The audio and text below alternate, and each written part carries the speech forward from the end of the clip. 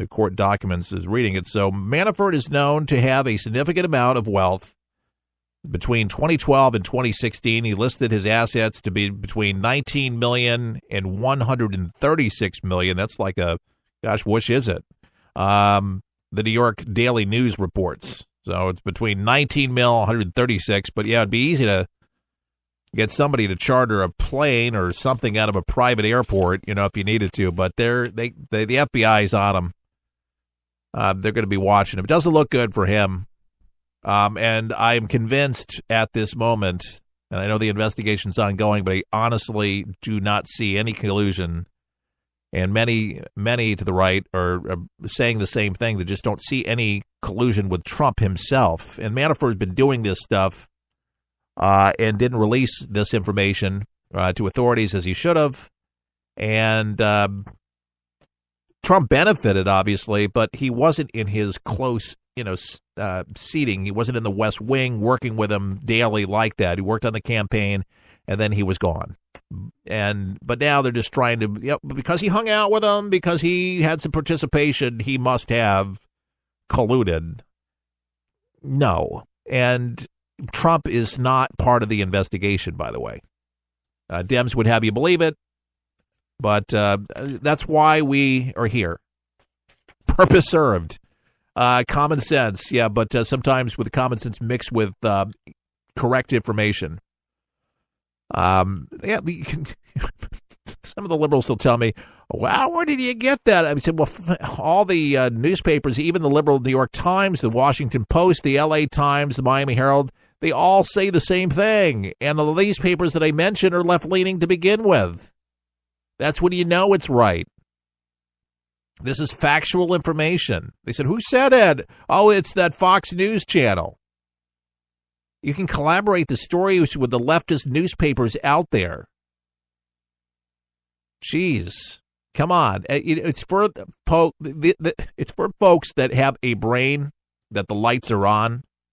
I think it's much easier just to cruise in neutral. That's why I tell people, do your due diligence. Don't be idle. Research it for yourself. Don't take people's words for it. Find out, and a lot of times you'll learn even more. So back to the timeline here, the recent incident in New York City. As we know, 8 people died, 11 people injured. This happened yesterday.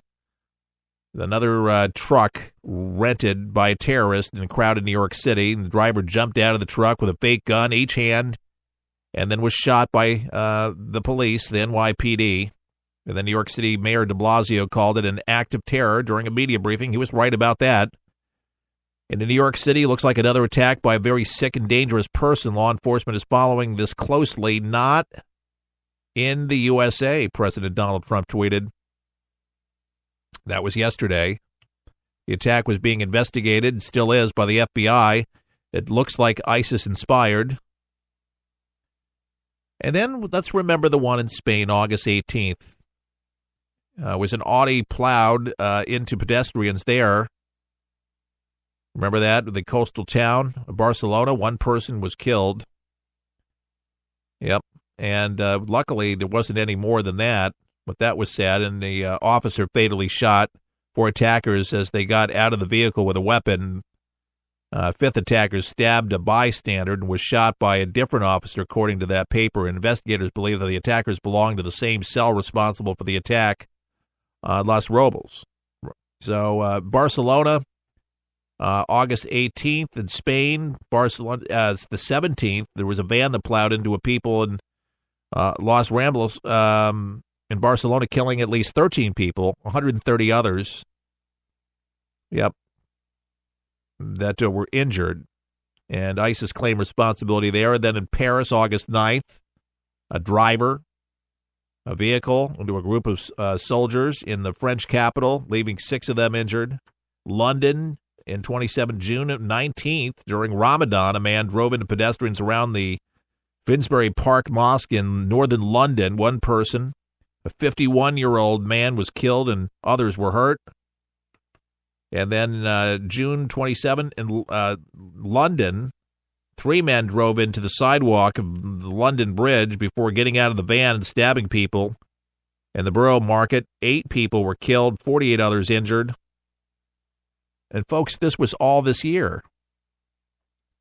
Then Stockholm, April 7th, hijacked beer truck rammed into a group of shoppers in the Swedish capital. 5 victims ultimately died. London, March 22nd, a man rented an SUV, plowed into pedestrians. Westminster Bridge, killing 4 people. He later ran onto the grounds of Parliament and fatally stabbed an unarmed police officer. December 19th, this is in 2016 now. Berlin, 12 people died after a driver used a hijacked truck to plow into a Christmas market in Berlin. Remember that?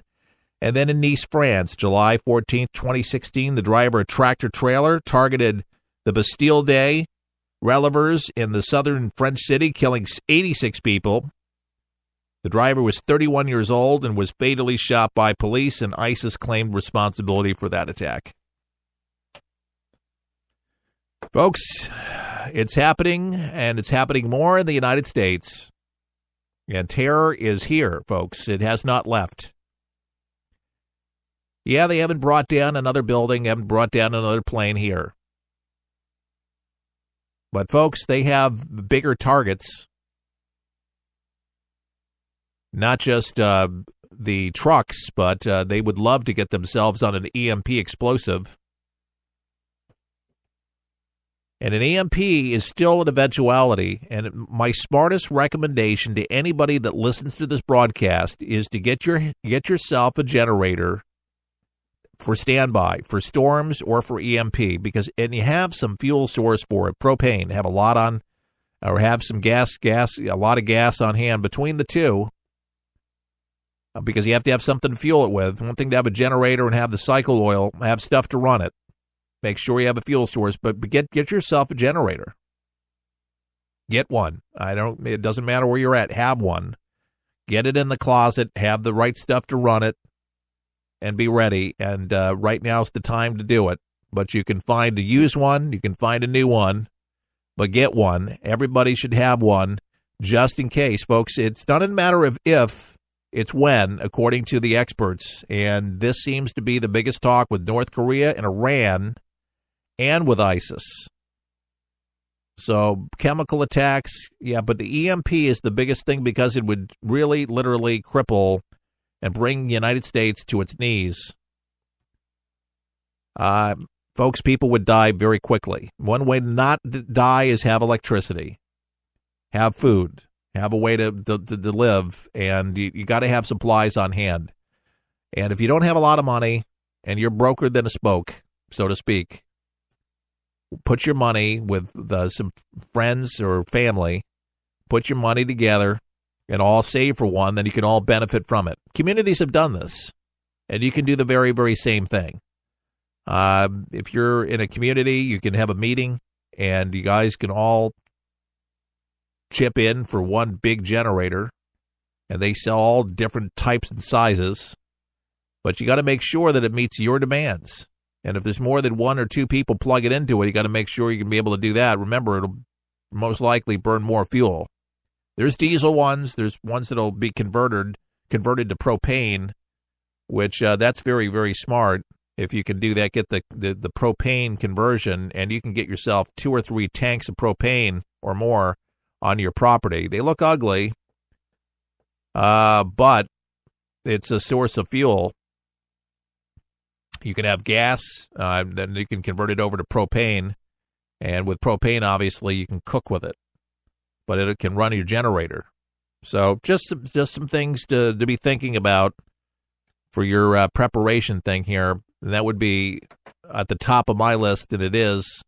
I have it, and I'm ready to go. So you need to be too. Your family, be prepared. Have something just in case, because believe me, people are not going to act like they do now. They're not going to be so loving and say, come over here and plug into our generator.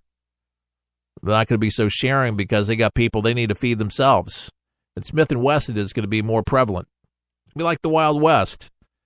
I don't say these stuff to shock. I don't say this stuff to freak you out, but it's just the chatter on the wires, and it's not just out of a book, and it's not out of people making money.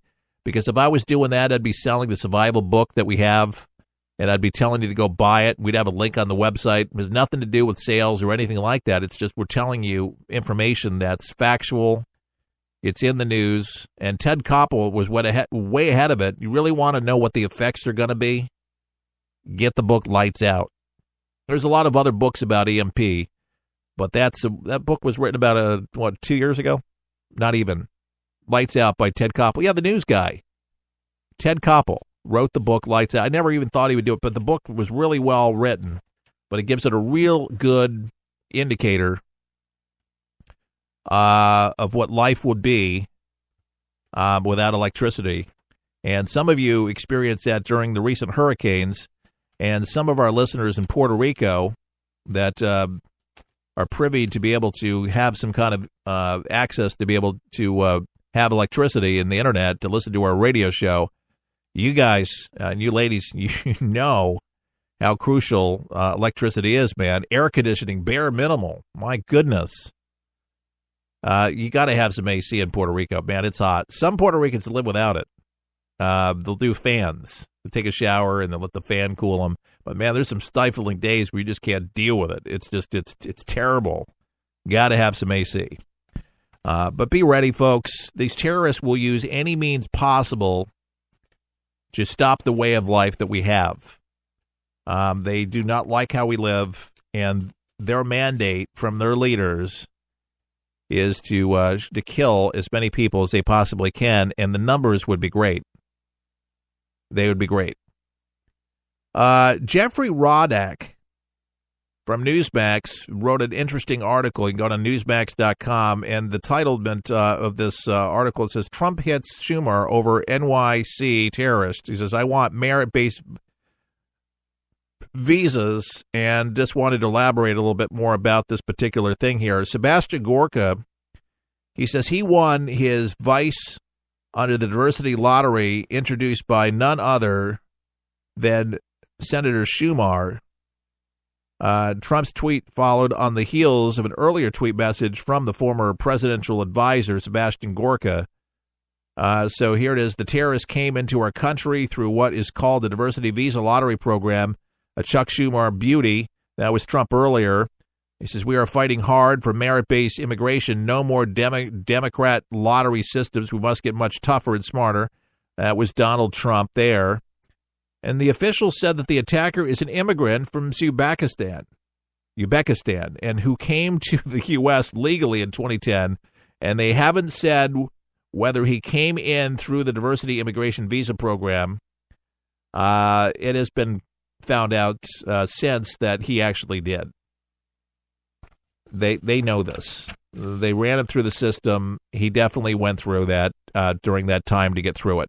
Schumer was also a member of the House Representatives program, proposed program for the diversity immigrations program. And he says he's calling on the president to immediately rescind his proposed cuts to his anti-terrorism funding. This is the drum that he's beating.